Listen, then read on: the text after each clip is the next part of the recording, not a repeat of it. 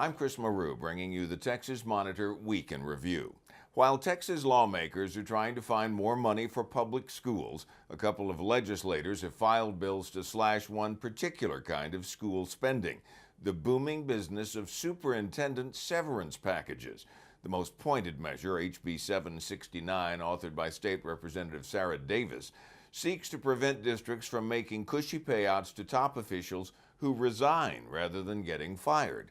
Davis's bill doesn't address another part of the problem, how to force school boards to reveal the terms of superintendent contracts, whether the official gets fired, resigns early, or stays with the job for the full contract period.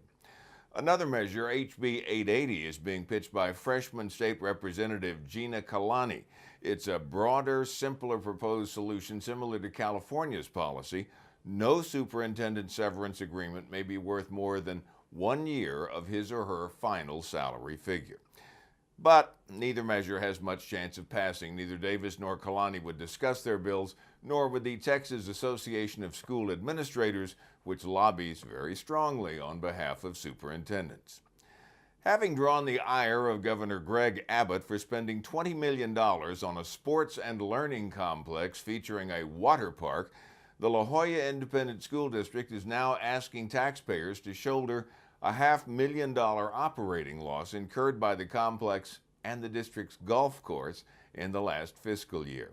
One of the poorest school districts in Texas, La Jolla, west of Mission and the southern tip of the state, is mostly funded with so-called Robin Hood recapture money, that is, money from other schools.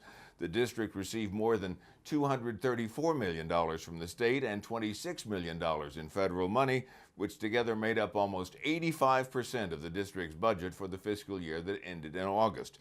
That's according to the district's annual financial report.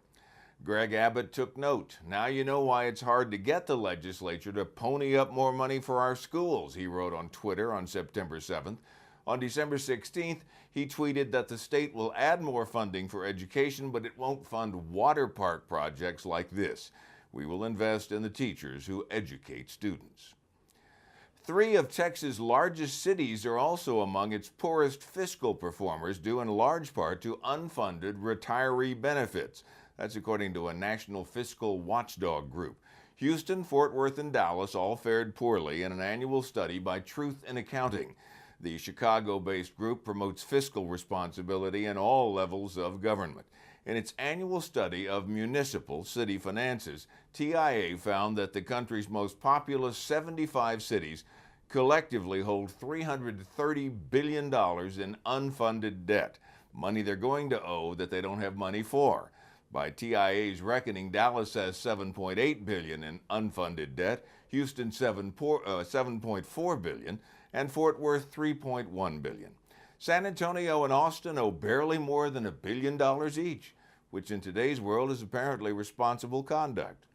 For more government accountability news around the state, go to texasmonitor.org. You can follow us on Facebook at Facebook.com/The Texas Monitor and on Twitter @The Texas Monitor. I'm Chris Maru.